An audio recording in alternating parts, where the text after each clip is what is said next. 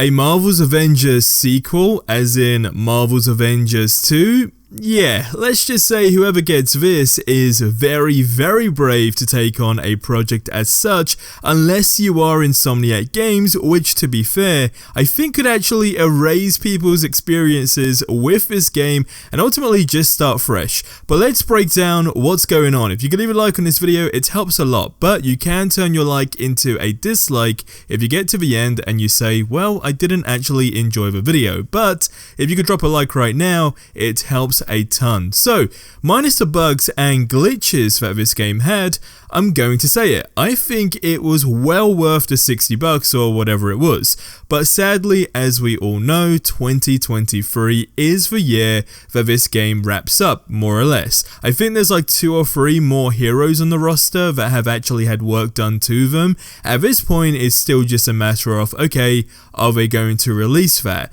So, a Marvel's Avengers 2 sequel, is it happening? Well, if I was Marvel, my words would be hell no. However, if, and it's going to sound very crazy, but I think a Marvel's Avengers 2 is actually very possible as a brand new standalone game, but nothing to do with the Square Enix / Crystal Dynamics version. And do you know who is likely to get it if that's going to be the situation? Insomniac Games, no doubt. If their Wolverine game hits, which I believe it will no doubt, then Marvel are only going to trust them with more individual heroes, or just make the leap to say, hey, could you erase the bad memories of the 2022 Marvel's Avengers game? But this video was inspired by a Reddit user who goes by the name Jovenhoff. I'll link the post in the description, but he says the following: I hope we get an Avengers 2 that learns from this game's mistakes. For all the issues that Avengers had, I think most people can agree that there's a lot to like about the core gameplay.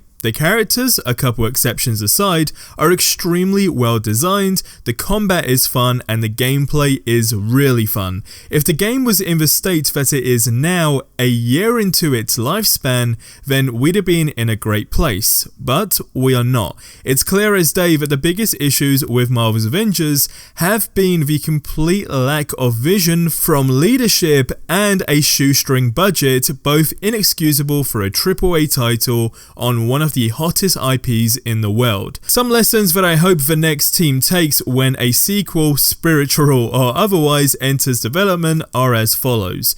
1. Commit to the MCU or don't. Don't have it both ways.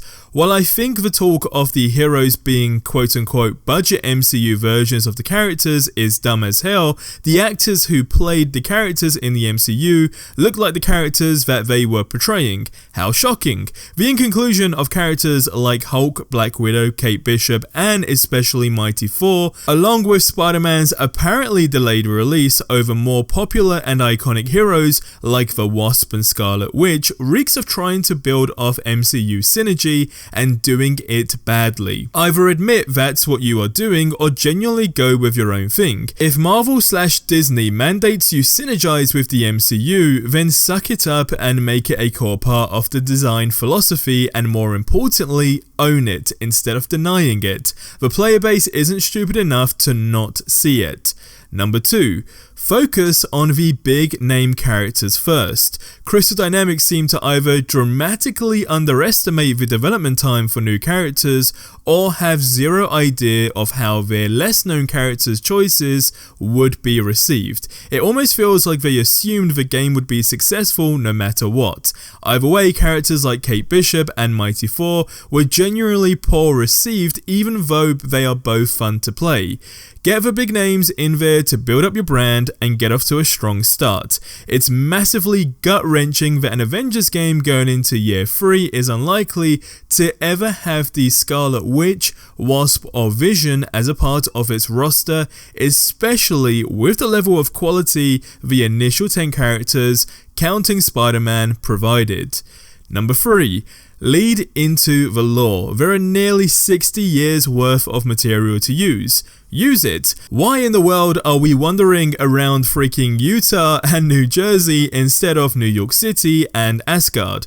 At least we got a beautiful Wakanda a year after release, which they've done almost nothing with since. A big part of what people loved about the Batman Arkham games were all the collectibles, Easter eggs, and open world flow.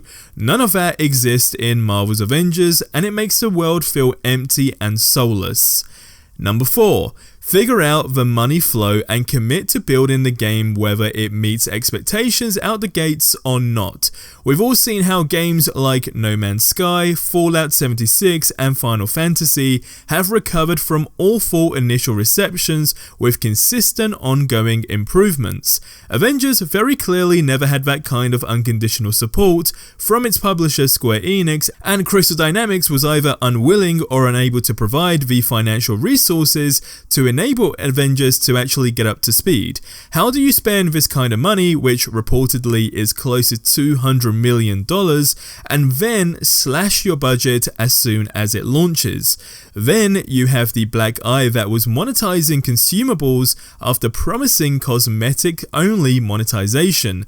Management somewhere along the lines were never identified how much it would actually cost to support a games as a service, which I put squarely, pun intended, on Crystal Dynamics, who had no experience with this kind of game.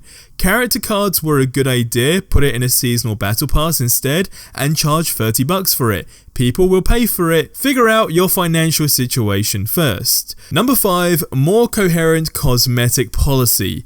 Contrary to the complaining on this forum, the pricing on cosmetics here is pretty in line with what the other games charge, including charging for recolors. It's anti-consumer, but that's what it is, and it's not going away. If cosmetics are actually really the only thing you're going to monetize, go all out with it. Let us customize the social area, the Quinjet, things other than just the playable characters. The fabrication machine has basically been interactable scenery and occasional credits printer for nearly 2 years now. There are at least 7 different ways to get cosmetics in this game, and there's no apparent rhyme or reason to which costumes are available where or for how much. Number 6. Have a vision for what you want the game to be instead of constantly revising the fly. Was this supposed to be a single player game and someone either at Crystal Dynamics, Marvel or Disney mandated the games as a service element? Nobody knows and nobody ever will in all likelihood. Why even have the whole operation system if you aren't going to build off any of the missions or enemies to be immediately portable to multiplayer content? It is utterly baffling that things like the Golden Acris and Crossbones boss fight, both of which obviously took a great deal of time and money to create, are never used again in the multiplayer mode. What a massive waste of time and resources building something unique that players will only see once. I still can't believe that in a game built around acquiring gear and leveling up characters with cutscenes that show off their cosmetics, that the devs seemed shocked that people would want to go back and play through the campaign again with their fully kitted out characters. Decide what kind of game you're going to make early on and stick with it. Trying to be all things at once to everyone is a terrible decision, and they wasted everyone's time, money and energy constantly pivoting to what the player base wanted in the moment. Number 7. Either ditch loot or make it easy to farm. I like the gear in this game. There's a lot of fun, interesting builds to be had, even those that aren't necessarily the best. Things like the payload perks and nanites are fun ideas, but locking that stuff behind grindy, time-locked and often endgame locked content just simply sucks the fun out of it. Nobody playing endgame content is actually returning these missions over and over again, and we're all just basically doing the mission chains and events to get the pieces that we want and need. That is effectively serving as a reroll system in the game anyways, so just build one in. put some sort of game or in-game currency, should we say, like fragments to control how often players can use it if you're worried about ruining the balance or something. Now, the current layers of RNG make the loot grind utterly unbearable, and it's what drives a lot of people off from the game. Number 8, last but not least, communicate. The public front of this game has been one high-profile disaster after another. Crystal Dynamics apparently has no idea how to market the game, and their social media presence is basically just absence. The official site for the game still doesn't even show the Winter Soldier as announced, let alone released. Plans to change is as such a garbage excuse and reveals the lack of leadership. Games like Dead by Daylight and Hitman have seasonal roadmaps where they commit to content. Crystal Dynamics has no excuse for not doing the same.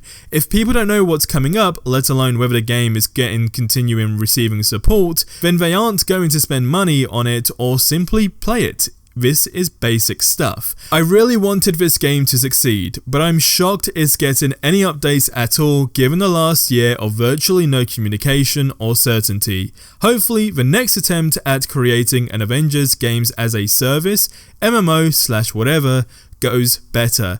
And I really think this individual just absolutely hit the nail on the head with every single point. I mean, there's not a single point that you can say is contradicting to the game. There's not a single point that was mentioned where you can say, well, you know, that technically doesn't really make a lot of sense. I think everything this person said is very much accurate. So a very big shout out to them, because if another studio hopefully will take this game on, or at least the IP anyway, and make another version of the game, from my personal opinion as a player of the game, I just don't want to see another Marvel's Avengers game as a games as a service. I don't want a live service game because, let's be honest, in the grand scheme of things, they're very difficult to get right. Only a few games realistically have done it very, I guess, wisely and smartly and successfully in the past. But when you take a look at an overview, a game like Marvel's Avengers, could it have actually worked as a live service game? Like, could it have been a successful one? It still is going to be one of those unanswered questions, because with the amount of content that it has now, I guess you could say, right, there is enough content, but again, you still have to look at the basics. Like, if you're buying cosmetics, there needs to be more than just the costume for characters, and I think that customization aspect of the game would have really changed things as a whole. But as I say, if anyone is to pick up this IP, it will likely be Insomniac, and that isn't a bad thing. The only issue is, how long will it be until we get another Avengers game?